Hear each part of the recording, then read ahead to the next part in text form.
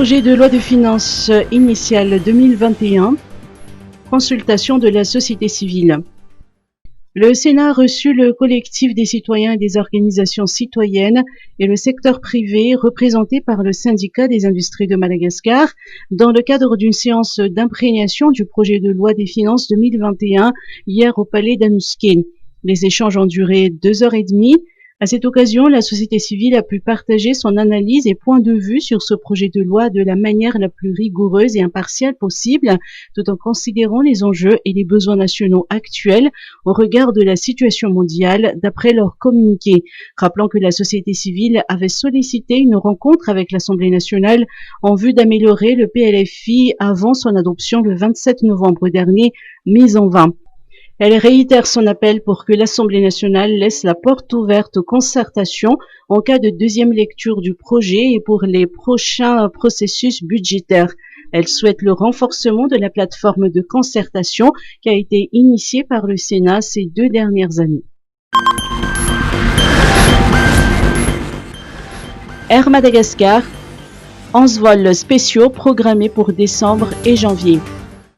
Suite aux décisions du gouvernement de permettre les déplacements pour des motifs impérieux comme le rapatriement, le rapprochement familial et les obligations professionnelles, la compagnie Air Madagascar a annoncé l'organisation de vols spéciaux en conformité avec les restrictions sanitaires imposées dans le cadre de la gestion de la crise Covid-19.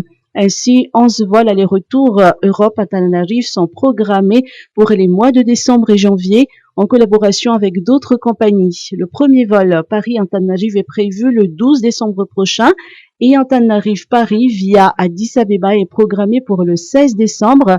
Les autres vols sont prévus les 19, 21 et 22 décembre, les 5, 9, 12, 16 et 19 janvier 2021. La présentation d'un test PCR négatif daté de 72 heures avant le départ est obligatoire à l'embarquement comme au débarquement. À l'arrivée à Madagascar, un second test PCR est requis et les passagers sont tenus de respecter un confinement pouvant aller jusqu'à 4 jours en attendant le résultat du test.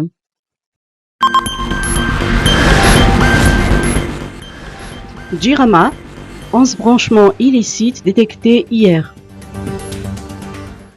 16 clients de la Jirama du quartier des Soudeurs à Nous ont fait l'objet d'un ratissage hier. Résultat, 11 irrégularités ont été détectées, dont des compteurs sans disjoncteur, des branchements parasites, des compteurs déposés mais toujours alimentés en électricité. Ces installations irrégulières ont été immédiatement démantelées. La Jirama a entamé sur le champ la procédure d'enquête approfondie. Ce ratissage a été réalisé dans le cadre de l'opération Coup de poing qui vise à assainir l'utilisation illicite des ressources en eau et électricité de la Jirama.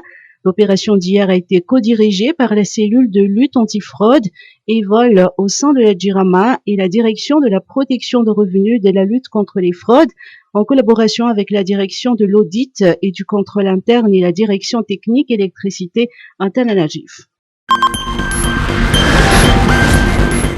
Jérôme Mombris, élu meilleur latéral africain.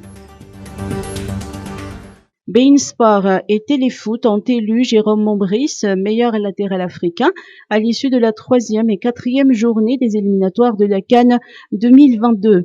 Né le 27 novembre 1987 à Saint-Brieuc, Jérôme Mombris est un footballeur international malgache. Il est né d'un père rayonné et a une ascendance malgache par son grand-père.